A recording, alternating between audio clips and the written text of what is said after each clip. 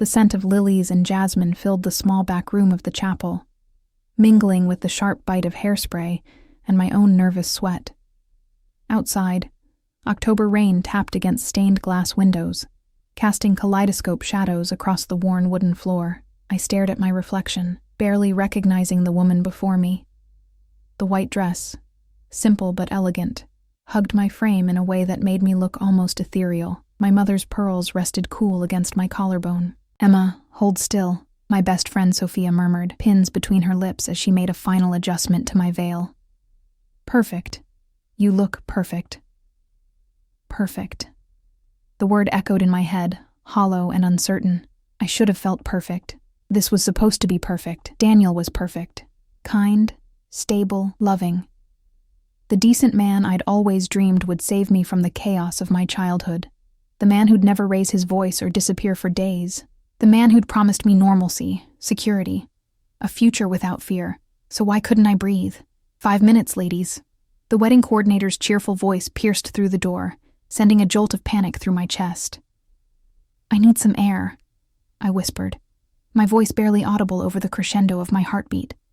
Sophia's brow furrowed with concern. "Emma, you can't go outside. It's pouring, and everyone's already seated. Just 1 minute, please."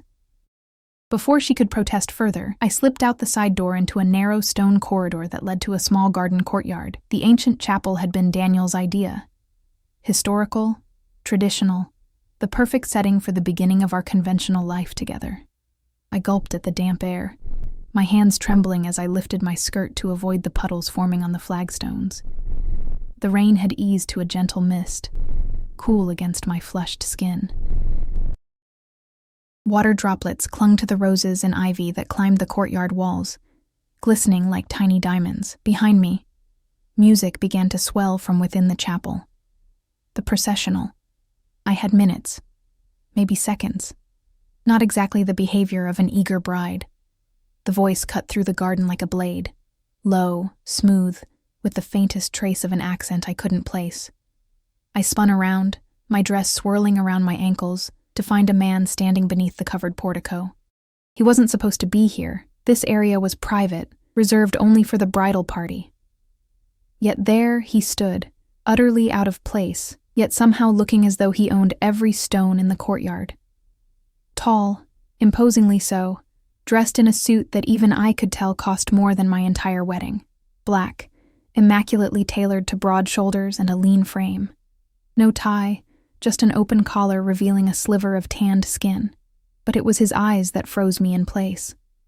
Dark, almost black in the dim light, watching me with an intensity that made my skin prickle. Not with fear, though perhaps it should have been, with something else. Something I didn't want to name. "I'm sorry," I managed, hating the way my voice wavered. "This area is private. The ceremony is about to start." His lips curved into something that wasn't quite a smile. "I know." 2 simple words, yet delivered with such certainty that they felt like a threat. He stepped forward, emerging fully from the shadows, and I noticed the subtle movement behind him. Another man, larger, standing at a respectful distance, eyes constantly scanning our surroundings. "You don't remember me." Not a question, but a statement, laced with amusement. I shook my head, even as something tugged at the edges of my memory. Had we met? I would have remembered those eyes, that presence. 12 years ago. "You were 16, working after school at that little Italian place on Mulberry Street." He moved closer, each step deliberate. "Tony's." The name unlocked something, a flash of memory. The cramped, chaotic restaurant where I'd waitressed to help my mother pay rent after my father disappeared. The corner table that was always reserved, though rarely occupied. And the one night it was. A celebration of some kind. Men in expensive suits. Too much wine. Too many whispers. "You dropped a tray of drinks," he continued, now close enough that I could smell his cologne, something woodsy and expensive. "All over a very important associate of mine." My stomach dropped. Mr. Russo's birthday dinner. The words came out barely above a whisper. His eyes flashed with something like approval. "She remembers. How could I forget?"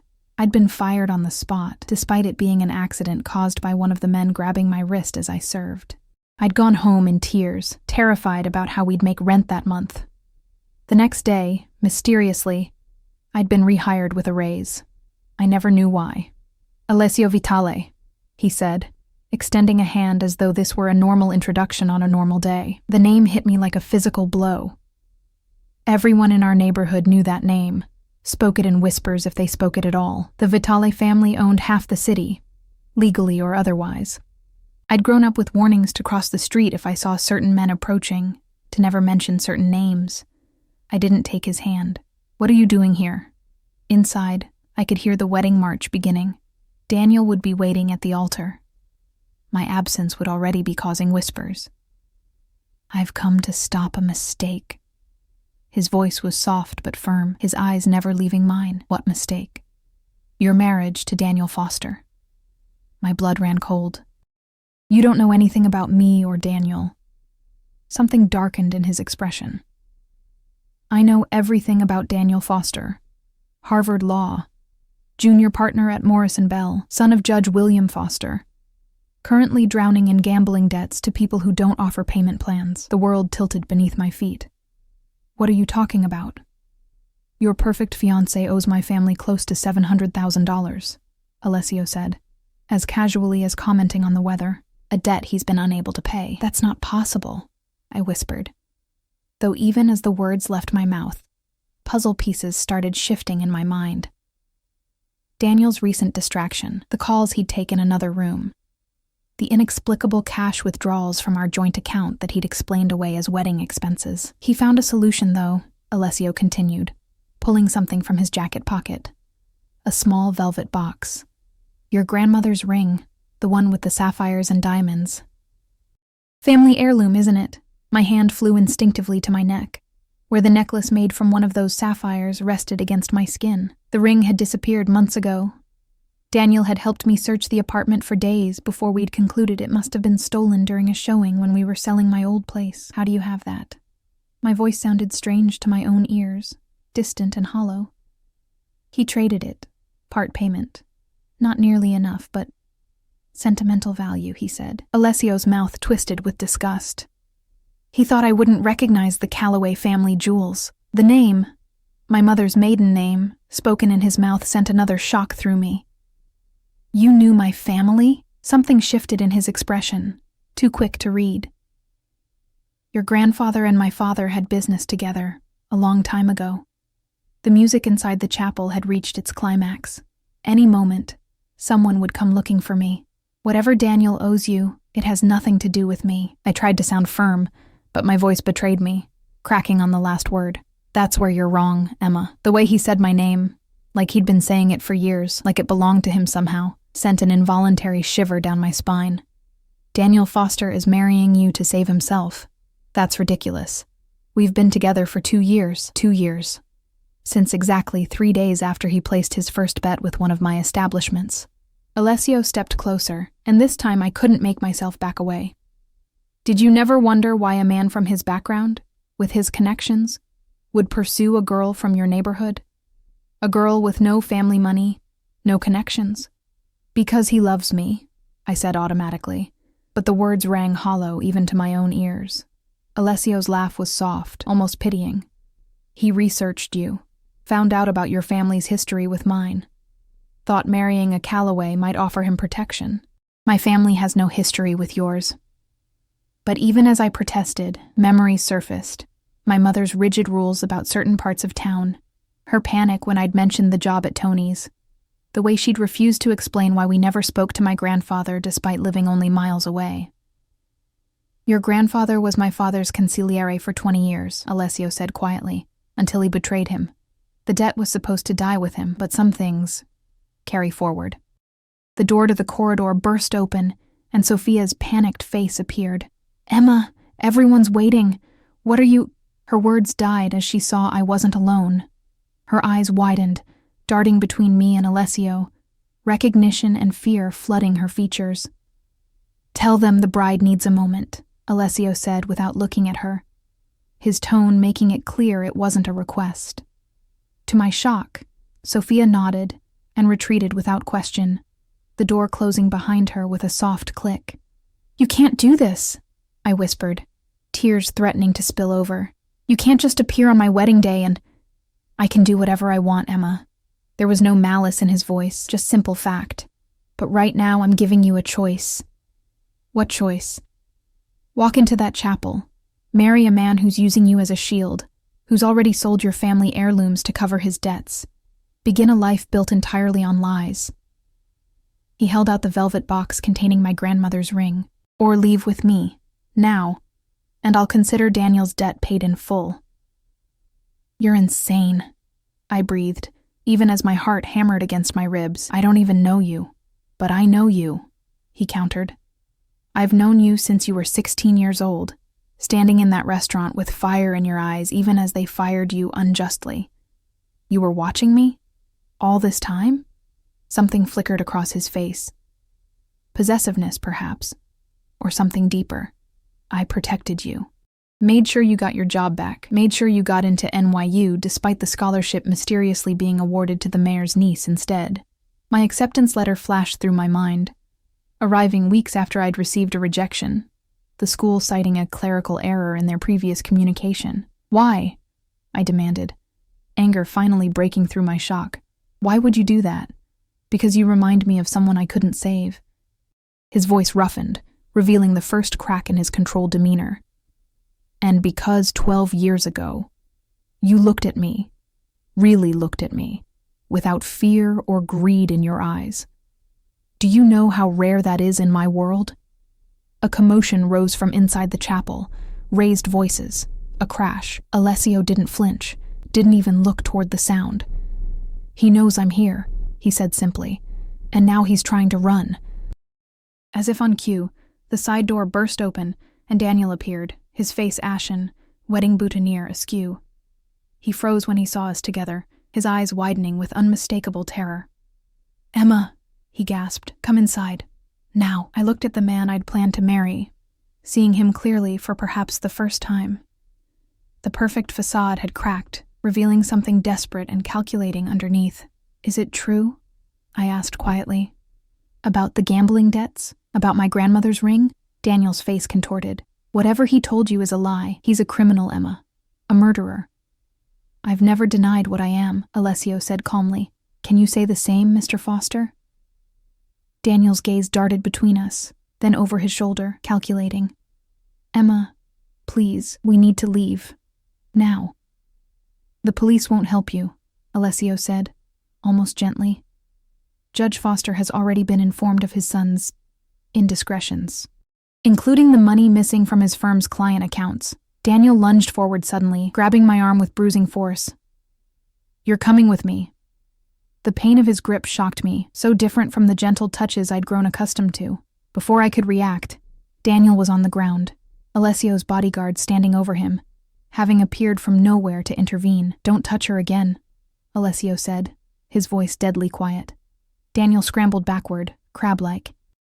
"You can have the money. I'll find a way to pay. Just let me go." "The debt was $700,000 this morning," Alessio replied. "It's higher now." "How much higher?" Daniel's voice cracked. Alessio looked at me, then back at Daniel. "Everything you have. Everything you'll ever have." Understanding dawned on Daniel's face. "This isn't about money. It's about her." He turned to me, desperation making him reckless. "Emma, he's obsessed with you. Has been for years. Ask him why he really had you rehired at that restaurant. Why he kept tabs on you. Ask him about the men who tried to date you who suddenly backed off." My mind raced through a parade of brief relationships, all ending mysteriously, often with the men simply disappearing from my life without explanation. "Is that true?" I asked, turning to Alessio. He didn't deny it. "I removed obstacles, men who weren't worthy of you. You had no right," I whispered, anger building. "I had every right," he countered. "Your grandfather promised you to my family before you were even born. A blood debt to be paid when you came of age." The revelation hit me like a physical blow. "I don't believe you. Ask your mother why she ran away with your father. Why she changed her name. Why she never spoke of her family. His eyes held mine, unflinching. Ask her about the pact between the Callaways and the Vitalis. Sounds from the chapel grew louder. Confused guests, raised voices. My perfect day was unraveling, and with it, the carefully constructed fiction of my life. Emma, Daniel pleaded, getting to his feet. We can still fix this. We can run. Run? I repeated, the word tasting bitter. With what money, Daniel? The money you stole from clients? The money you gambled away? Or were you planning to sell the rest of my grandmother's jewelry too? His silence was all the confirmation I needed. Time to choose, Emma, Alessio said quietly. Him or me. Those aren't real options, I said, feeling trapped between two impossibilities. They're the only options, Alessio replied. But if it helps? He reached into his jacket and pulled out a folded document, offering it to me. I've had my lawyers prepare this. A contract, if you will. I took it with trembling hands, scanning the legal language. It was a protection agreement, promising Daniel's debts would be erased, that he would face no physical harm, that my mother would receive a substantial monthly payment for the rest of her life, that I would be free to leave Alessio's protection after 1 year if I chose to. Why would you offer this? I asked, suspicious. Because I want you to come willingly, he said simply. Not out of fear. And if I choose Daniel, Alessio's expression hardened. Then I collect his debt in the traditional way. And you? His eyes swept over me, lingering on my face. You live with the consequences of choosing a liar. The chapel door opened again, and my mother appeared, her face draining of color when she saw Alessio. No, she whispered, reaching for me. Emma, come inside, now. Mom? I'd never seen such naked fear in her eyes. Do you know him? She didn't answer, but her silence spoke volumes. Mrs. Calloway, Alessio greeted her with a respectful nod. Or do you still prefer Mrs. Parker? You promised, my mother said, her voice shaking. Your father promised it was over when Dad died. And it would have been, Alessio agreed, if not for Mr. Foster here, who tried to use your daughter as leverage against my family. My mother turned to Daniel, betrayal flashing across her face. What have you done? Ask your daughter who she chooses, Alessio said softly. The man who lied to her, or the man who has protected her from the shadows all these years. I looked between them, Daniel, disheveled and desperate, my mother, terrified and broken, and Alessio, dark and dangerous, but somehow, impossibly, the only one who seemed to be offering me any semblance of truth. The wedding dress suddenly felt like a costume, the pearls like a collar. Everything I thought I knew about my life, my past, my future, had been a carefully constructed lie. I took a step back from all of them, my mind racing.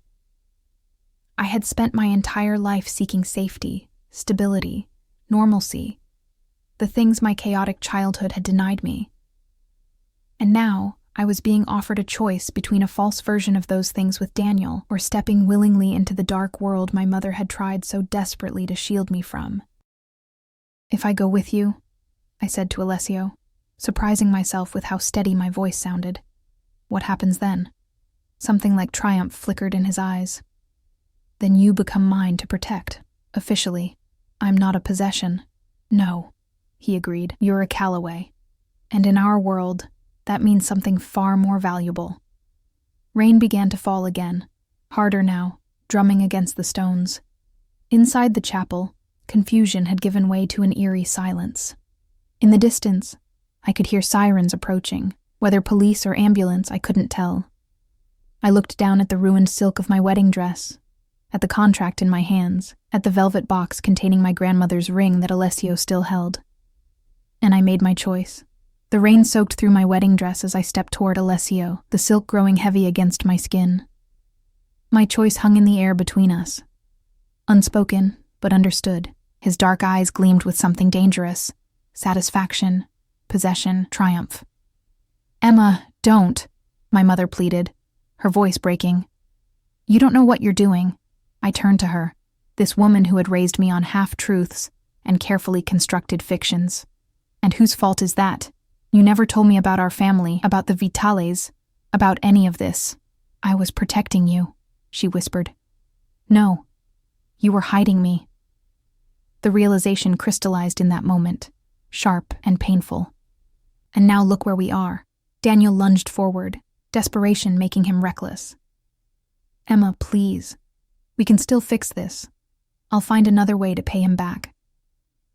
There is no other way, Alessio said coolly. His bodyguard shifted slightly, a subtle reminder of the power imbalance at play. The contract, Emma. I looked down at the document in my hands, now spotted with raindrops that made the ink bleed in places. 1 year. I would be bound to him for 1 year.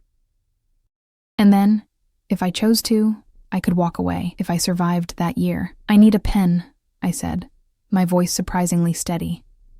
My mother made a soft, broken sound, but didn't try to stop me. She knew better than anyone what refusing would mean. Alessio produced a sleek silver pen from his pocket. The metal was cool against my rain-dampened fingers as I signed my name, Emma Louise Parker, on the line at the bottom of the page. As I did, I felt something fundamental shift within me, as though I were signing away not just a year of my life, but some essential part of myself. A wise choice, Alessio murmured, taking the contract and pen back, his fingers brushing mine deliberately. Emma, please, Daniel began, but I cut him off. Enough, Daniel. I looked at the man I'd almost married, seeing him now for what he truly was, a coward using me as a shield. You lied to me from the beginning. You never loved me. You just thought my name would save you. That's not true, he protested. But the denial rang hollow even to his own ears. It started that way, maybe, but I did fall in love with you. I shook my head, feeling oddly calm now that the decision had been made.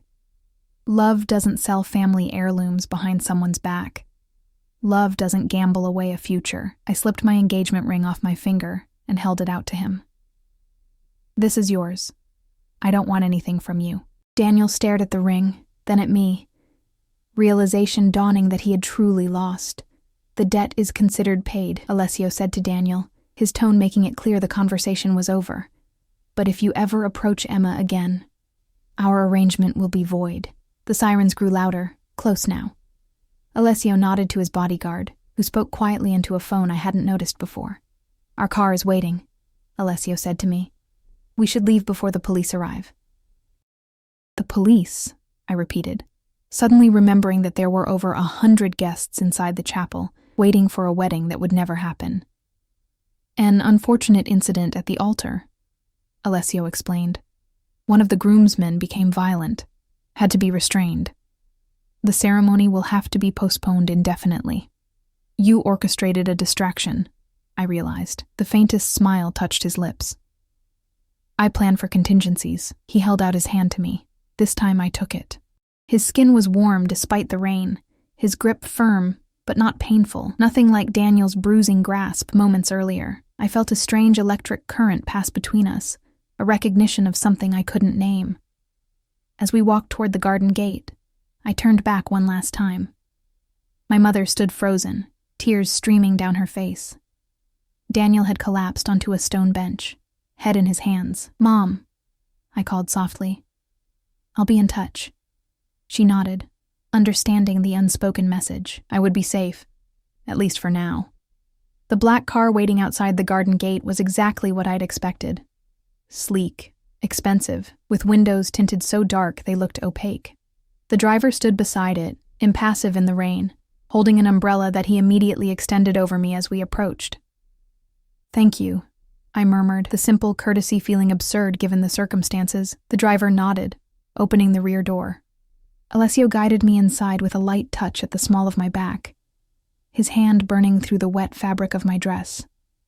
The interior was all soft leather, and the subtle scent of expensive cologne, his scent, I realized, already familiar to me.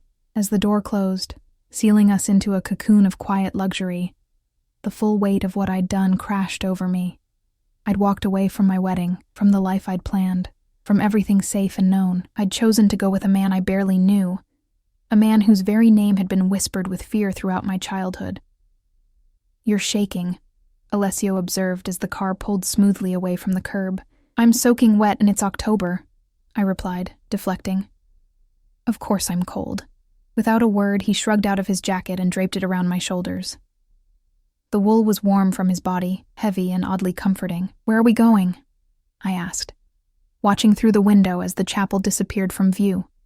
Somewhere safe, he answered. Somewhere we can talk properly. The contract said I'd have my own place. His eyes met mine, unreadable in the dim light of the car. And you will.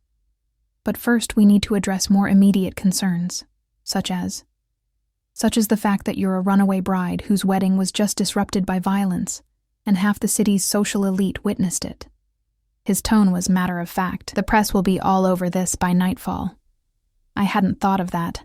Daniel's family was prominent enough that our wedding had been mentioned in the society pages. A scandal like this wouldn't stay quiet. What's your solution? We control the narrative, Alessio said simply, before anyone else can. The car turned onto a wide avenue, heading toward the wealthier part of the city. Buildings grew more elegant, streets cleaner, pedestrians better dressed. This was a world I'd only glimpsed through Daniel, never quite belonging to it. And what narrative is that? I asked, wariness creeping back into my voice. Alessio studied me for a long moment. That depends on what you want, Emma. What I want? I almost laughed. I don't think that matters anymore. It matters to me. His voice was unexpectedly gentle. The contract guarantees your safety and comfort. Beyond that, the story we tell the world is your choice. I stared at him, searching for deception. You're giving me options? Within parameters, he qualified. We can say you discovered your fiancé's gambling problem and called off the wedding, or that old family connections, mine, made you reconsider your choice, or simply that you realized you were making a mistake. All lies, I noted. Half-truths, he corrected. The best kind of deception. I looked down at my ruined wedding dress, at the pearls still circling my neck. And what about us? What story do we tell about that? Something darkened in his gaze. That's entirely up to you, Emma. You've orchestrated all of this, I said, sudden anger flaring. You've manipulated my life from the shadows for years, and now you're claiming to give me choices? Yes. No defense, no justification, just simple acknowledgement. Why? Why me? Why now? Alessio leaned forward slightly. Because you were promised to me a long time ago, and I've waited long enough. The blunt honesty stunned me into silence. The car slowed, turning into a private driveway guarded by an imposing iron gate that opened as we approached. Beyond it stood a mansion that made Daniel's family home look modest by comparison. Stone and glass, modern yet somehow timeless, set among carefully manicured grounds. My home, Alessio said, watching my reaction. For tonight, at least. I'm not sleeping with you, I said immediately, the words bursting from me before I could consider them. To my surprise, he laughed, a genuine sound of amusement that transformed his face, making him look younger, almost approachable. I don't recall proposing that, Emma. Heat rushed to my cheeks. I just wanted to be clear. Crystal clear, he agreed, amusement still lingering in his eyes. You'll have your own quarters, with a lock, if it makes you feel safer. The car stopped at the front entrance, where another man in a dark suit waited beneath a large umbrella. Alessio exited first, then extended his hand to help me out. This time, I hesitated only briefly before taking it. The house was even more impressive inside. Soaring ceilings, art that I suspected was original and priceless, furnishings that spoke of old money and refined taste. Nothing ostentatious, nothing gaudy. Just quiet, confident wealth. Your dress is ruined, Alessio observed as we stood in the vast foyer. Maria will show you to your room. She'll help you find something else to wear. As if summoned by his words, an older woman appeared, her gray hair pulled back in a severe bun, her expression politely neutral as she took in the sight of me in my sodden wedding gown. This is Emma, Alessio said to her. She'll be staying with us. Maria nodded, no surprise registering on her face. Of course, Mr. Vitale. If you'll come with me, miss. I hesitated, suddenly reluctant to leave Alessio's side. As terrifying as he was the only familiar element in this strange new reality. Go, he said softly. Get dry, rest. We'll talk over dinner." "I'm not hungry," I lied, though I suddenly realized I hadn't eaten all day, too nervous about the wedding. "Nevertheless," he replied, 7 o'clock. It wasn't a request. I followed Maria up a sweeping staircase, feeling Alessio's eyes on me until I disappeared from view. The room she led me to was larger than the entire apartment I'd shared with Daniel. Decorated in soft blues and creams, it had the feel of a luxury hotel suite rather than a bedroom. Impersonal, yet perfectly comfortable.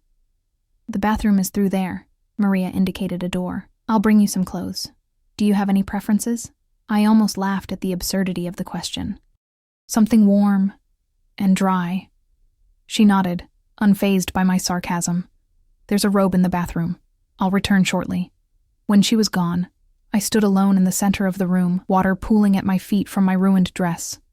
My wedding dress. The weight of reality crashed over me in waves. I'd walked away from my wedding. I'd agreed to a year with a man who was, by all accounts, dangerous. I'd discovered my entire life had been built on secrets I never knew existed. Slowly, methodically, I began to remove the trappings of the bride I would never be. The veil, the pearls, the tiny crystal pins in my hair. I laid them on the dresser, a memorial to the future that had died today. In the bathroom, I finally stepped out of the dress, leaving it in a sad heap of silk and lace on the marble floor.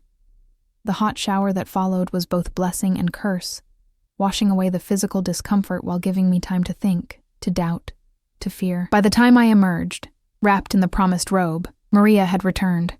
Laid out on the bed were not the casual clothes I'd expected, but a simple black dress, elegant, and obviously expensive.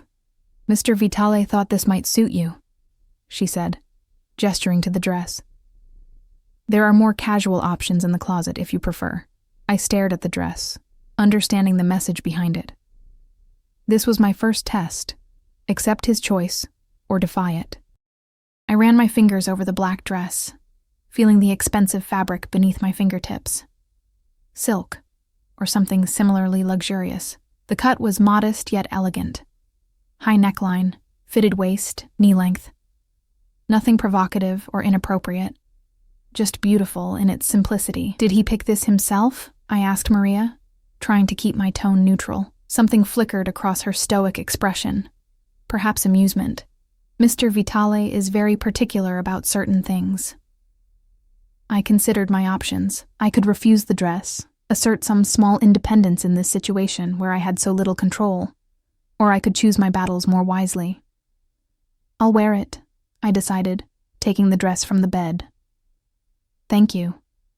Maria nodded approvingly. "The shoes are in the closet. I'll return to escort you to dinner at 6:50. When she left, I dressed slowly, my muscles aching with tension. The dress fit perfectly, as though it had been made for me. I wondered uneasily if it had been. How long had Alessio been planning this day?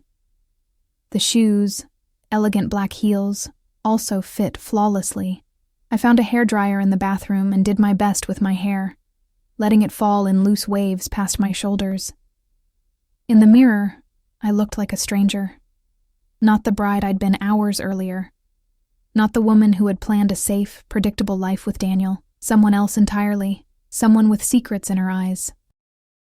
Precisely at 6:50, Maria knocked and entered, her gaze sweeping over me with approval. "Mr. Vitale is waiting in the dining room," she said, leading me back downstairs and through the maze-like corridors of the mansion. The dining room was smaller than I'd expected, intimate even, with a table set for just two.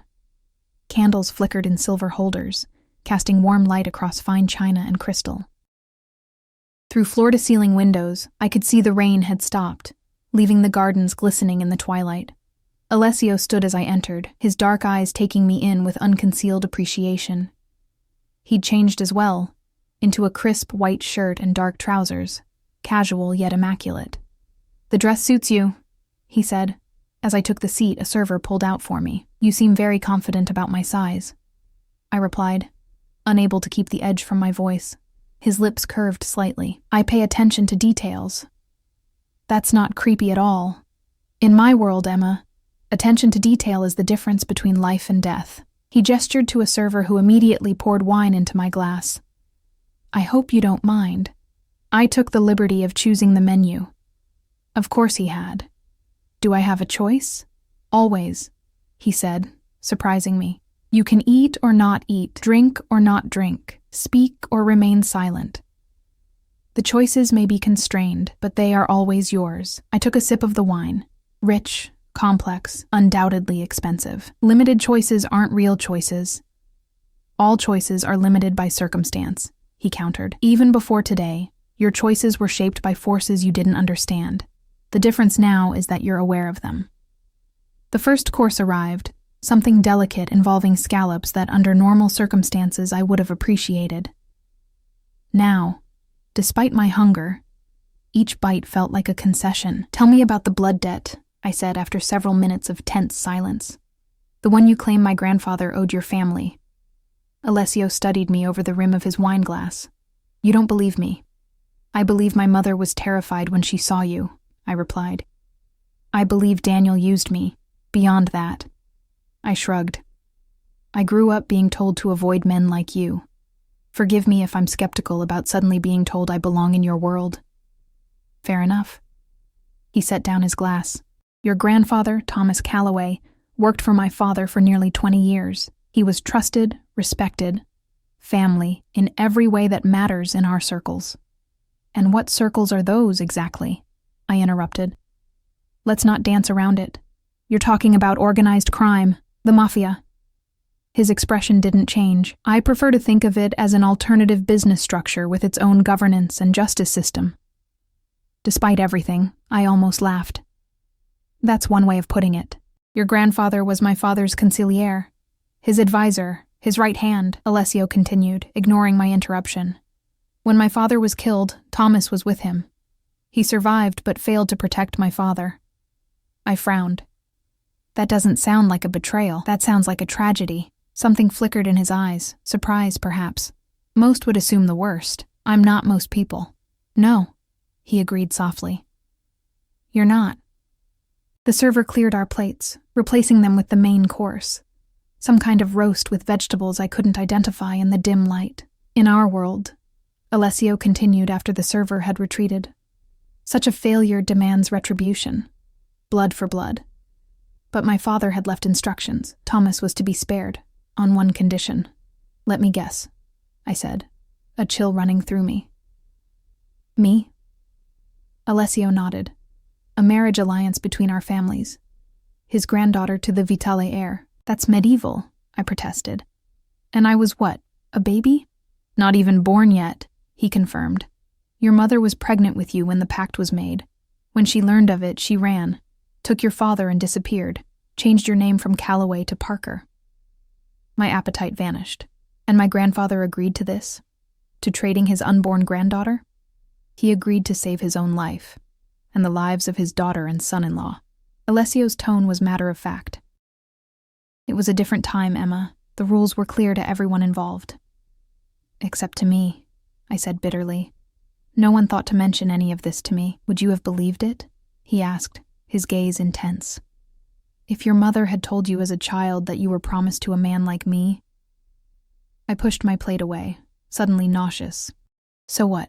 You've been waiting all these years to collect on this sick bargain? Following me, manipulating my life from a distance? Protecting you, he corrected. Ensuring you had opportunities, making sure you were safe, until you decided it was time to claim your prize. My voice shook with anger. Alessio's expression hardened. I would have left you alone, let you live your life, marry Foster, disappear into suburban mediocrity. But he forced my hand when he tried to use you as leverage. What do you mean, use me as leverage? He approached one of my associates a month ago, Alessio explained. Said he was marrying a Calloway, that the old debts should be forgiven once you were his wife, that your grandfather's protection would extend to him. I stared at him, disbelieving. Daniel knew about all this? Not the details. Just enough to be dangerous. Alessio's voice was cold. He learned your mother's maiden name, did some digging. Found out enough to think he could use the connection. The room seemed to tilt around me. Daniel had known. Had sought me out because of my family name, a name I didn't even use, had pursued me, wooed me, proposed to me, all as part of some twisted scheme to protect himself. So you what? I demanded. Decided to take me instead? To punish him? I decided to give you the truth, Alessio replied evenly. And a choice. Some choice, I muttered. Marry a liar or go with a dangerous stranger. I'm hardly a stranger, Emma. His voice softened. I've known you since you were 16. I know you take your coffee with too much sugar. I know you love thunderstorms, but are afraid of lightning.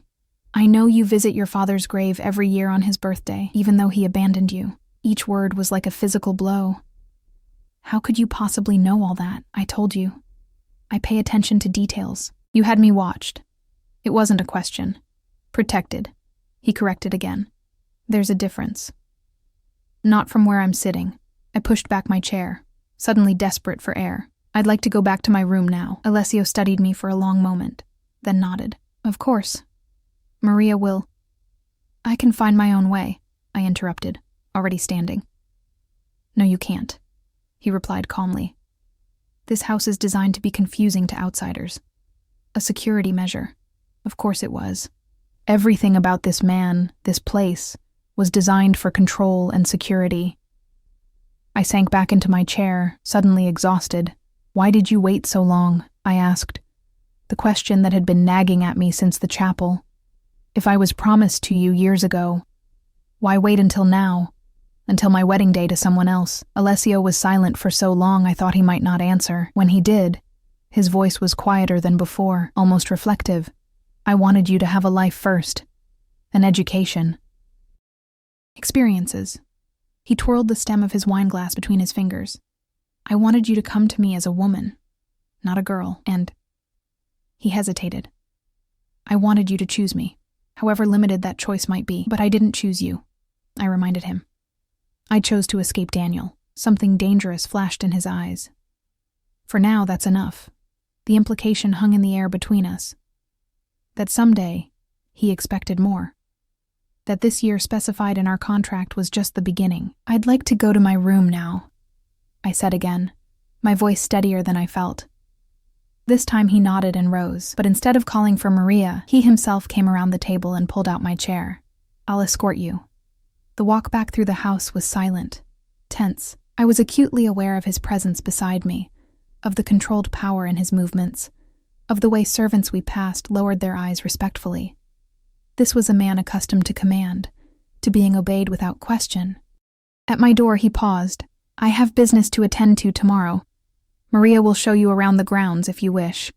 The house is yours to explore, except for the east wing. That's my private office and security area. Bluebeard's castle, I murmured. With forbidden rooms. His lips quirked. Not quite so dramatic, I assure you. Just boring business matters and security protocols. When will I see my mother? When it's safe, he replied.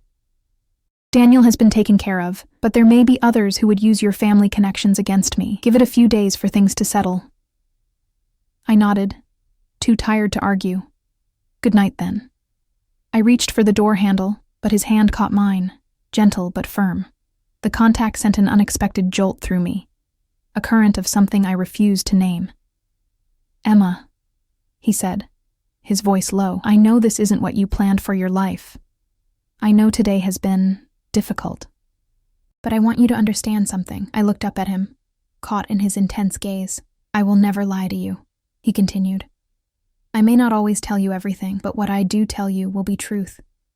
That's more than Foster ever offered you. The worst part was, I believed him. Whatever else Alessio Vitale might be, dangerous, controlling, obsessive, I sensed he valued truth in his own way. Good night, Alessio, I said softly, withdrawing my hand from his. He stepped back, giving me space. Sweet dreams, Emma. Inside my room, I locked the door, testing whether his promise of choice extended even to this small act of defiance. The lock held. No one tried to enter. In this luxurious prison, it seemed I did have some measure of privacy. At least. I changed out of the black dress, hanging it carefully in the closet that was already filled with clothes in my size. Another unsettling reminder of how thoroughly Alessio had prepared for my arrival. I found silk pajamas laid out on the bed, but ignored them in favor of a simple t-shirt and shorts I discovered in a drawer. As I lay in the enormous bed, staring at shadows on the ceiling, I thought about the bizarre turns my life had taken in a single day. This morning, I had been a bride preparing to marry a man I thought I knew. Tonight, I was effectively the captive of a man I barely knew, but who apparently knew everything about me. And somewhere in the tangle of fear, anger, and confusion, there was a treacherous spark of curiosity. Who exactly was Alessio Vitale? And what did he truly want from me? Morning came with disorienting brightness. For a moment, I couldn't remember where I was, the bed too soft, the room too quiet. Then reality crashed back, not on my honeymoon, not Mrs. Daniel Foster. Instead, I was in Alessio Vitale's mansion, bound by a contract and centuries-old blood debt. A soft knock at the door pulled me from my thoughts. "Come in," I called, sitting up and pulling the covers around me. Maria entered carrying a tray. "Good morning, Miss Emma. I've brought breakfast." "Thank you, but I could have come downstairs," I said, surprised by the service. "Mr. Vitale thought you might prefer privacy this morning." She placed the tray on a small table by the window. "He left early on business but asked me to give you this." She handed me an envelope. Inside was a note written in elegant, confident handwriting. "Emma, business requires my attention today. Maria will see to your needs. The house and grounds are yours to explore, with the exception we discussed. Your personal items have been collected from your apartment and will arrive this afternoon. If there is anything specific you require, Maria will arrange it." Simple, direct, almost impersonal, yet the fact that he'd thought to retrieve my belongings showed consideration I hadn't expected. "What kind of business?" I asked, though I doubted Maria would tell me. She arranged the breakfast dishes with practiced efficiency. "Mr. Vitale oversees many legitimate enterprises. Import, export, real estate, hospitality, among others." "And the illegitimate ones?" I pressed. Maria's expression remained impassive. "I wouldn't know about such matters, miss." "Of course not. How long have you worked for him?" "I served his father before him," she replied. "I've known Mr. Alessio since he was born. I tried a different approach." "What's he like?" "Really like, not just the scary boss act." Something softened in her eyes. "Mr. Vitale is a fair employer and a loyal friend. He remembers birthdays. He visits his mother every Sunday. He has never raised his voice to the staff." She poured coffee into a delicate cup. "He is a man of his word, miss. That is rare in any world." I absorbed this, trying to reconcile it with the dangerous man who had upended my life yesterday. "And the other women?" Maria paused. "Other women?" "The ones before me," I clarified. "I can't be the first he's brought here. Mr. Vitale is a private person," she said carefully. "His personal matters are his own." Not the answer I was fishing for. Either there had been many women, or none important enough for the staff to remember. Neither option comforted me. After breakfast, I showered and dressed in clothes I found in the closet. Simple jeans and a sweater that, unsettlingly, were exactly my style and size. I explored the mansion cautiously, feeling like an intruder despite Alessio's permission. The house was even more impressive by daylight. Sunlight streamed through massive windows, illuminating art pieces that belonged in museums. Every room was meticulously decorated, nothing flashy or ostentatious, just quiet elegance that spoke of old money and refined taste. I found a library that made my heart skip. Floor-to-ceiling shelves filled with everything from leather-bound classics to modern bestsellers. Running my fingers along the spines, I noticed many were first editions. A fortune in books alone. "He collects them," a voice said behind me. I turned to find an older man in a dark suit standing in the doorway. Unlike the security personnel I'd glimpsed, he had a gentler presence, more scholar than soldier. "I'm Thomas," he said, inclining his head slightly. "Mr. Vitale's advisor. You must be Emma." "His advisor?" I repeated, thinking of what Alessio had told me about my grandfather's role as consigliere. "Among other things," Thomas acknowledged with a small smile. "I also manage the library. Do you read much, Miss Emma?" "When I can," I replied, still wary. "I studied English literature at NYU." "Ah, yes." His eyes twinkled. The scholarship situation, one of Alessio's more creative interventions. So they all knew. Everyone in this house knew more about my life than I did myself. "Did you know my grandfather?" I asked suddenly. "The original Thomas Calloway?" His expression sobered. "I did. He was a good man in a difficult position. Much like you find yourself now. I'm nothing like him," I said sharply. "I didn't choose any of this, didn't you?" he asked mildly. "You signed the contract.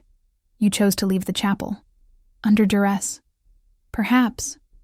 He moved to a shelf and selected a book, handing it to me. "You might find this interesting. It's about choice and fate, freedom within constraint. Rather relevant to your situation, I think." I looked down at the volume, a rare edition of Jane Eyre. The irony wasn't lost on me. "Mr. Vitale asked me to tell you that your belongings have arrived," Thomas continued. "Maria has arranged them in your room.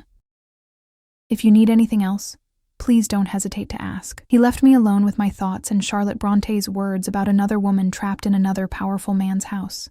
My room had indeed been transformed in my absence. My clothes hung in the closet alongside the new ones.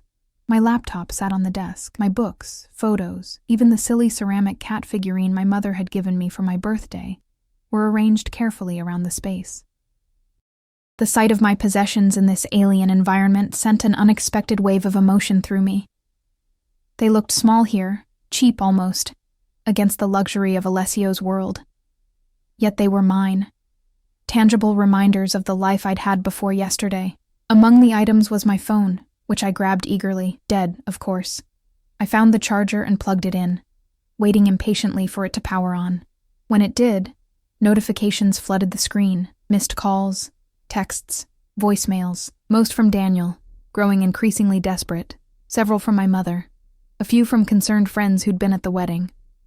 I opened my mother's most recent message. "Emma, please just let me know you're safe. I understand why you're angry with me. We need to talk. There's so much I never told you." I typed a quick reply. "I'm safe. With Vitale. We'll call when I can." Daniel's messages I deleted without reading.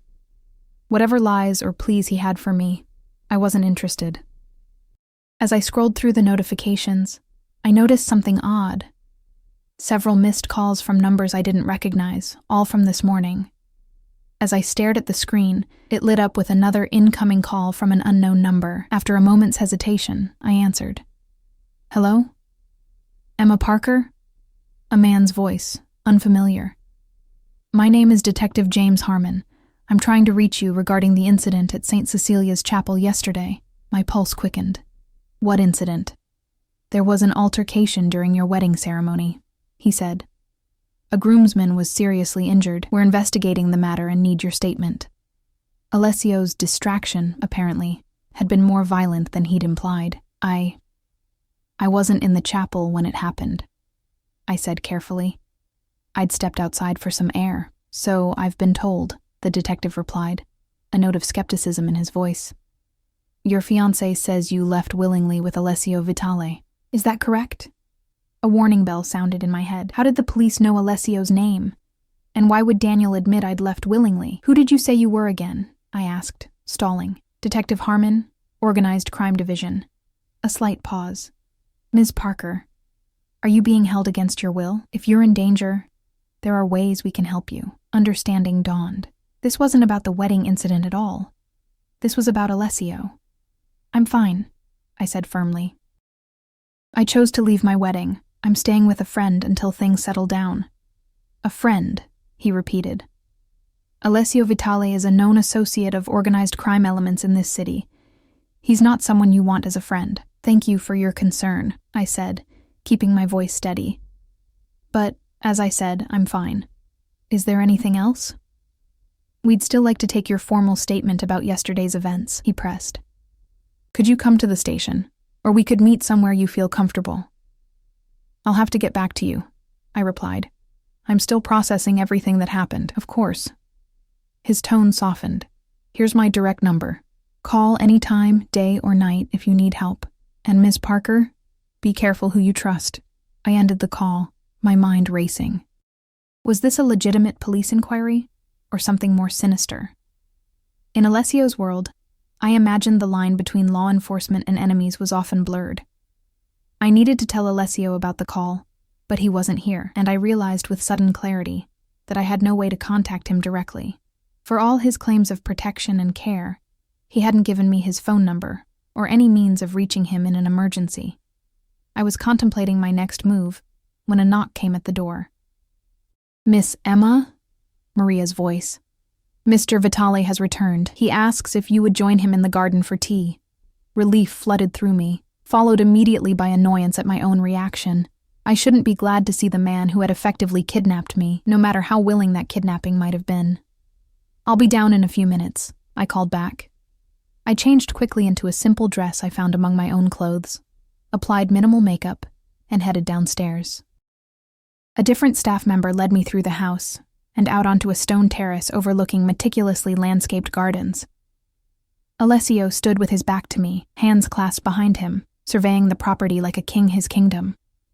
He'd shed his suit jacket in the afternoon warmth, and the white shirt he wore accentuated the breadth of his shoulders, the lean strength of his frame. He turned as I approached, his dark eyes taking me in with that same unsettling intensity. "Emma, I trust you found everything to your satisfaction." "My belongings, yes. Thank you." I took the seat he indicated at a small table set for two. "Though I'm curious how your people got into my apartment." He smiled slightly. "I have keys to many places in this city." "Of course you do." I accepted the cup of tea he poured for me. "I received an interesting phone call today." His expression didn't change, but I sensed a sudden alertness in him. "Oh?" "From a Detective Harmon, Organized Crime Division." I watched him carefully.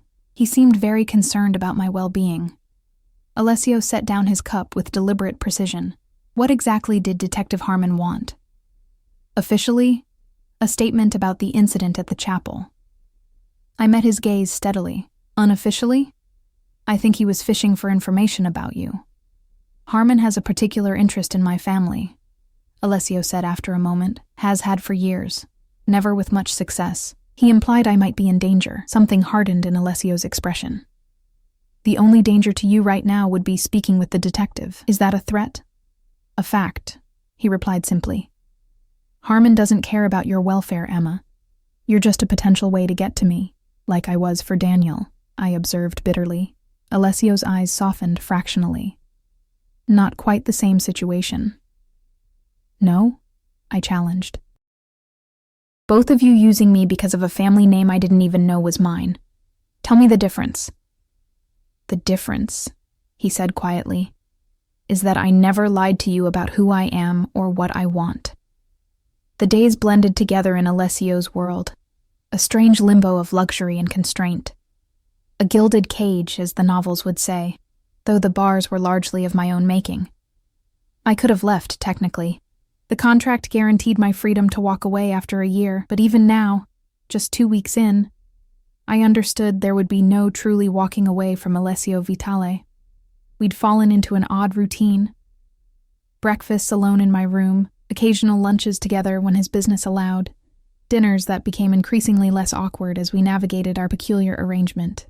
He never pushed, never demanded, never so much as touched me beyond the occasional brush of fingers when passing a dish or document. Yet I felt his attention constantly, his dark eyes tracking my movements, assessing my moods, learning me in a way Daniel never had.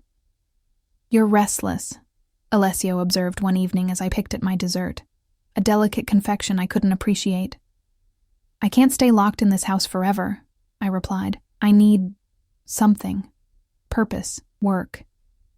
He considered this, swirling the amber liquid in his glass. "What did you do before?" "I was an editor at a small publishing house." I smiled wryly. Not very glamorous, but I loved it. "Why can't you continue?" I stared at him. "Because everyone thinks I'm either kidnapped, having a nervous breakdown, or dead in a ditch somewhere? Because I can't exactly waltz back into my old life after disappearing from my own wedding? Those are problems with solutions," he said simply. "If you wish to work, arrangements can be made." "What kind of arrangements?" I asked, suspicious. "Legitimate ones." Alessio set down his glass. "I own shares in several businesses, including a publishing group. I could make inquiries." The offer surprised me. "You'd do that?" "I told you before. Your choices may be constrained, but they are yours." His gaze was steady. I have no desire to keep you prisoner, Emma. Only safe. Safe from what, exactly? Detective Harmon keeps calling. He seems to think you're the danger. Something cold flickered in Alessio's eyes. Harmon is a persistent man, but persistence without wisdom is just stubbornness. Is that a threat against a police officer? I asked, only half joking. An observation. Alessio's expression softened slightly. Not everyone who wears a badge is honorable, Emma. Not everyone who breaks laws is evil. The world has more shades than that. So enlighten me, I challenged, emboldened by 2 weeks of these careful conversations. What exactly do you do that has the organized crime division so interested in you? For a long moment, I thought he wouldn't answer. Then he leaned forward, his voice dropping. My family has controlled certain aspects of this city's economy for generations, he said quietly. Some legal, some less so. When my father died, I inherited both sides of that legacy. I've spent the past decade legitimizing what can be legitimized and minimizing harm in what cannot. Minimizing harm, I repeated skeptically. There will always be gambling, Emma, always prostitution, always drugs. The question is whether these things happen in the shadows, with no rules or protection for the vulnerable, or whether they happen under supervision, with certain standards. It was the most forthright he'd been about his business, and I found myself unsettlingly interested. And you enforce these standards? I try. His gaze was unflinching. I'm not a good man by conventional measures. I've done things I can never confess, even to you, but I protect what's mine, and I keep my word. The intensity of his stare made me look away first. Why are you telling me this now? Because you asked, he replied simply. And because tomorrow night I'm hosting a gathering here. Business associates, political figures, legitimate partners. I would like you to attend, as my guest. My heart skipped. You want to present me to your world. I want you to see that my world isn't entirely what you fear it to be. His voice softened. You don't have to decide now, but we both knew I would go. Curiosity had always been my weakness. The black dress he provided for the event was nothing like the simple one from my first night. This was a statement piece, deep midnight silk that flowed like water, with a neckline that hinted rather than revealed, and a back that dipped just low enough to be daring without crossing into inappropriate. Diamonds glittered at my throat and ears. Not gifts, Alessio had clarified, but loans from the family collection. You look beautiful, he said when I descended the stairs, his voice rough with something I pretended not to recognize. Thank you. I smoothed the silk nervously. So do you. Handsome, I mean. He did. The tuxedo fit him perfectly, highlighting the strength in his shoulders, the lean power of his frame. His dark hair was swept back, emphasizing the sharp angles of his face. He looked dangerous and elegant, like a predator dressed for the opera. There are some things you should know, Alessio said quietly as he offered me his arm. Everyone here tonight knows who you are, or rather, who your family was. They'll have expectations. What kind of expectations? I asked, trepidation building. That you're mine, he said simply. My protection, my responsibility, my possession, I supplied, an edge to my voice. His eyes flashed. Partner, they'll expect the heir to Thomas Calloway to understand our world, our ways, to be worthy of the Vitale name. I'm not taking your name, I reminded him, even as my pulse quickened at the implication. The faintest smile touched his lips. Not yet, perhaps. The grand ballroom I hadn't yet explored was transformed for the evening. Soft lighting, elegant floral arrangements, staff circulating with champagne and hors d'oeuvres. About 50 guests mingled, their conversation creating a gentle hum beneath classical music from a string quartet in the corner. As we entered, a subtle shift rippled through the room. Conversations paused, glances turned our way, expressions ranging from curiosity to calculation to outright hostility. I kept my chin high, grateful for Alessio's steady presence beside me. Smile, he murmured, his lips barely moving. They're watching for weakness. Is that how you see me? I whispered back. A weakness? His hand tightened slightly on mine. Never. but they might, until you prove otherwise. The next hours were a blur of introductions, careful conversations, and political undercurrents I barely understood. Alessio never left my side, a protective shadow that both comforted and constrained. I met mayors and judges, business tycoons and society matrons, all of whom treated Alessio with a deference that bordered on fear. Emma Parker, a familiar voice said behind me as I stood at the refreshment table, or should I say Emma Calloway now. I turned to find Detective Harmon, oddly out of place in his formal wear, yet carrying himself with confidence. My eyes sought Alessio across the room, finding him deep in conversation with an elderly man. "Detective," I said carefully.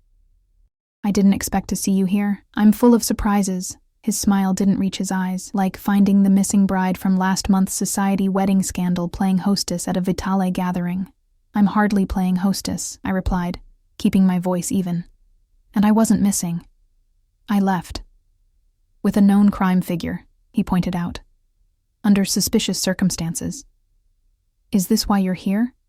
To harass me at a private event?" His expression hardened. "I'm here because even men like Vitale need allies in law enforcement. I'm one of the few who can't be bought, which makes me both useful and dangerous to him." Something in his tone made me reassess him. "You sound almost like you respect him." "I respect what he is," Harmon admitted. "He's smarter than his father was, more subtle. Less blood, more business. Still a criminal, but a criminal with principles. Then why are you so interested in me?" The detective studied me for a long moment. "Because you're either his victim or his accomplice, Ms. Parker, and I haven't decided which yet. Perhaps I'm neither," I countered.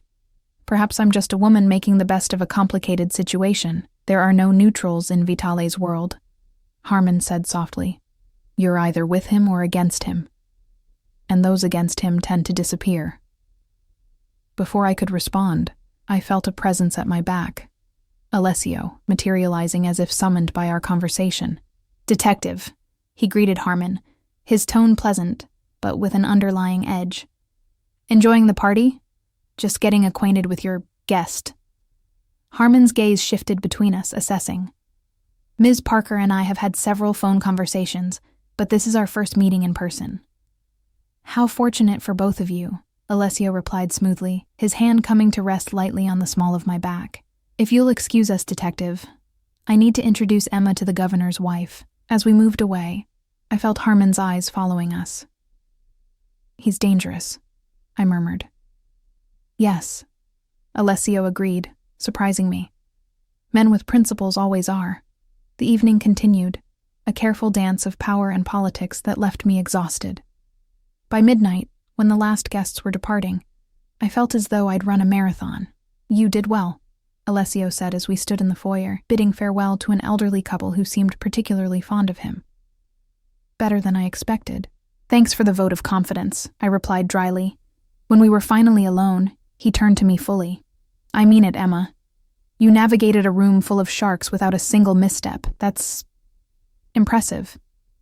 "I'm a quick study," I said, reaching up to remove the diamond earrings, "and I've had practice pretending to belong in worlds that aren't mine." His hand caught mine, stopping me. "This world could be yours, if you wanted it." The intensity in his eyes made my breath catch. "Alessio, I know what you think of me," he said quietly. "What you think of all this, but I've watched you these past weeks. You're not as appalled as you pretend to be. You're curious," he continued, "about the power, the danger, the things I could show you." He wasn't wrong, and that terrified me more than anything he could have said or done. Some treacherous part of me had begun to see beyond the monster to the man.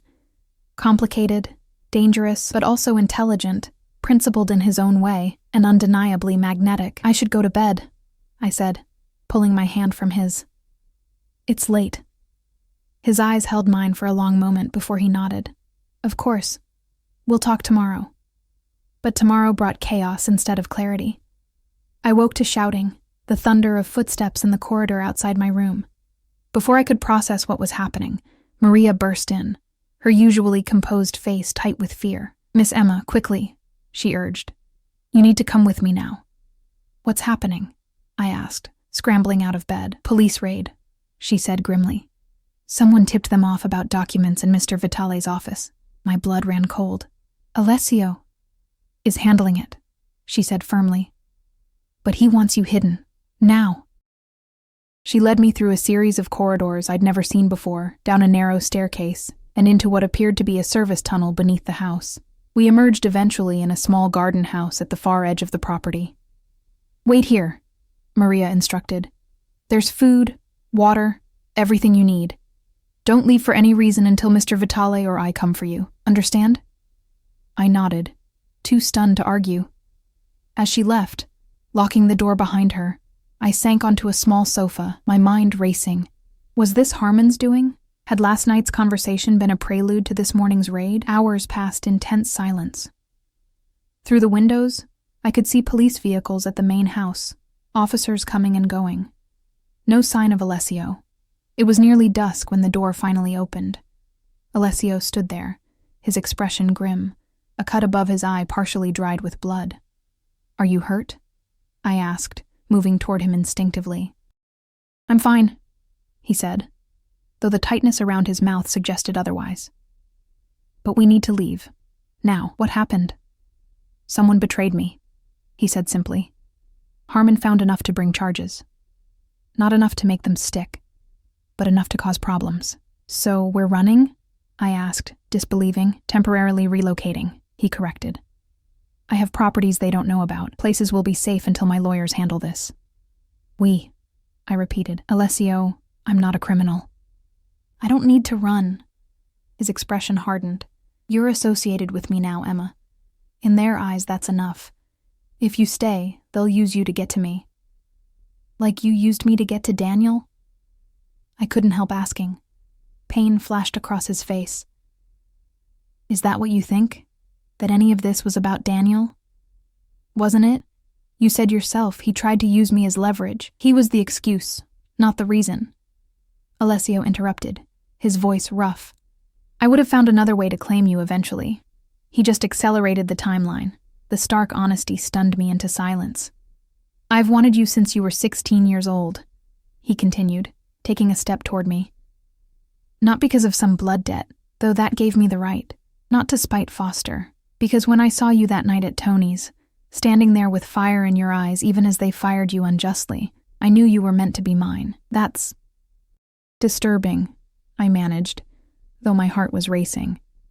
It's the truth, he replied simply. I stayed away while you grew up. I protected you from a distance. I made sure you had opportunities, choices. But I always knew this day would come, and now you expect me to run away with you? Leave everything behind? I expect you to survive, he said flatly. Which means coming with me now. The choice is yours, but the consequences will be real either way. I looked at him. This dangerous, complicated man who had upended my life, who had been watching over me for years without my knowledge, who now offered both protection and prison in the same breath. If I go with you, I said slowly, what happens after? If your lawyers fix this, if we come back, what then? Something softened in his gaze. Then we continue as we were. You working, if you wish, living here or in your own place if you prefer. Protected, but as free as possible. And if I want more? The question surprised even me. Alessio went very still. More? I took a step toward him, closing the distance between us. I've spent 2 weeks observing you, Alessio, learning your world, seeing past the facade to the man beneath. And what do you see? He asked, his voice low. Someone dangerous, I admitted. Someone who's done terrible things, who lives by a code I don't fully understand, but also someone who keeps his word, who protects what's his, who...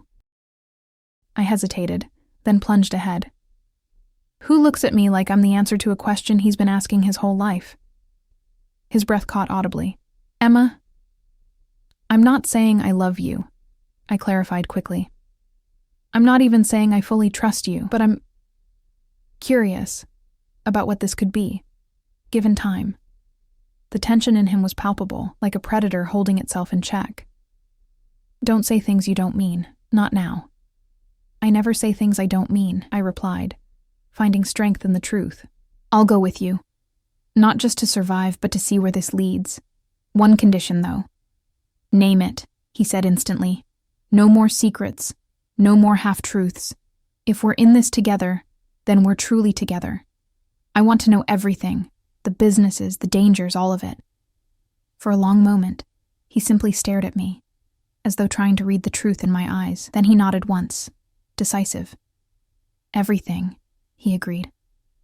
No secrets between us. His hand reached up, fingers brushing my cheek with a gentleness that belied his dangerous reputation. But you should know, once you're truly part of my world, there's no going back. I leaned into his touch, acknowledging the warning and accepting it. I think I crossed that line the moment I left the chapel with you. His smile was both tender and predatory. Perhaps you did. The sound of vehicles approaching broke the moment. Alessio tensed, moving to the window to peer through the curtains. We need to go, he said urgently. Now. As we slipped out the back door toward a car waiting beyond the garden wall, I felt an unexpected sense of rightness. Not happiness exactly. There were too many complications, too many moral compromises for simple happiness. But purpose, direction. I had spent my life seeking safety, normality, protection from the chaos of the world. With Daniel, that search had led me toward a life built on lies. With Alessio, paradoxically, it led toward a dangerous truth, that sometimes the greatest safety comes from aligning with the danger, not running from it. As the city lights faded behind us, and Alessio's hand found mine in the darkness of the car, I realized I had made my choice long before today. Perhaps even before the wedding, in some unconscious corner of my soul that recognized the inevitability of this path. I wasn't just running away, I was running toward something, a life of complexity and danger, yes, but also of honesty and protection, of passion and purpose. Where are we going? I asked softly. Alessio's fingers tightened around mine. Home, he said simply, a different one. But ours. Ours. The words settled between us, weighted with promise and peril. This wasn't the life I'd planned, the future I'd imagined. It was something darker, more complex, more alive. And as we drove into the gathering night, leaving behind the wreckage of my old life, I found myself anticipating the one ahead, not with fear, but with a strange, fierce curiosity about the woman I might become at Alessio Vitale's side. Not his possession, not his victim, his equal in time, his partner, his